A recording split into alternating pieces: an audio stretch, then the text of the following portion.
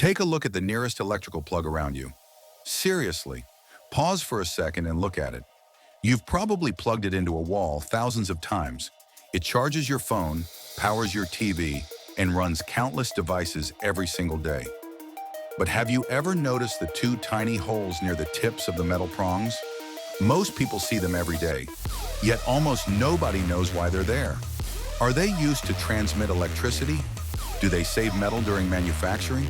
Or is there some hidden mechanism inside your wall socket that most people never notice? The answer is far more fascinating than you might expect. And once you learn the real reason, you'll never look at an electrical plug the same way again.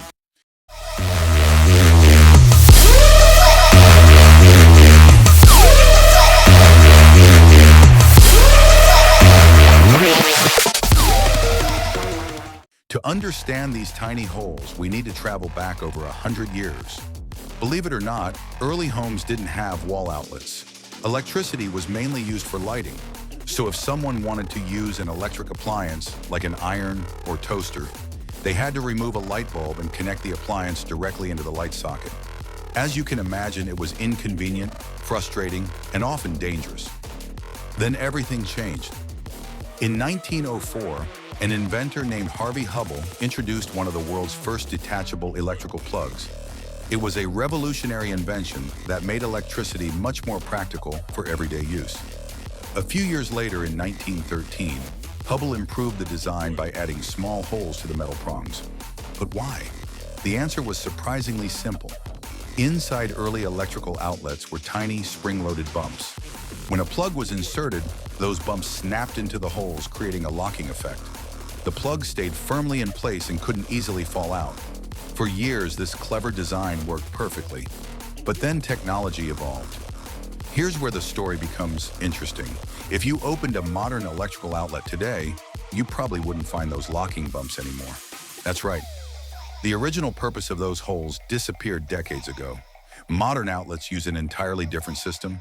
Instead of locking into holes, they rely on strong spring pressure and friction. The metal contacts inside the outlet tightly grip the sides of the prongs and hold the plug securely. So now comes the obvious question. If modern outlets no longer use the holes, why are manufacturers still putting them there? Why haven't they simply removed them? The answer reveals a hidden second life for these tiny holes. Even though their original job is gone, the holes still perform two important functions. The first happens during manufacturing. When factories create electrical plugs, a metal rod passes through the holes to hold the prongs perfectly aligned. This ensures the prongs remain straight and properly positioned while molten plastic is molded around them. Without those holes, manufacturing would become more complicated and less efficient. But the second purpose is even more important: safety. In industrial environments, damaged or dangerous equipment must sometimes be prevented from being used. Workers can place a lock, tag, or zip tie through the holes in the plug. Once locked, the plug physically cannot be inserted into an outlet.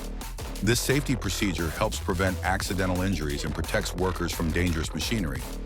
A feature originally designed for convenience has become a tool that can literally save lives. Today, those tiny holes are technically optional. Electrical plugs could function perfectly without them. Yet they continue to exist as a small reminder of an invention created more than a century ago. A forgotten piece of engineering history that still quietly helps manufacturers and safety professionals every single day.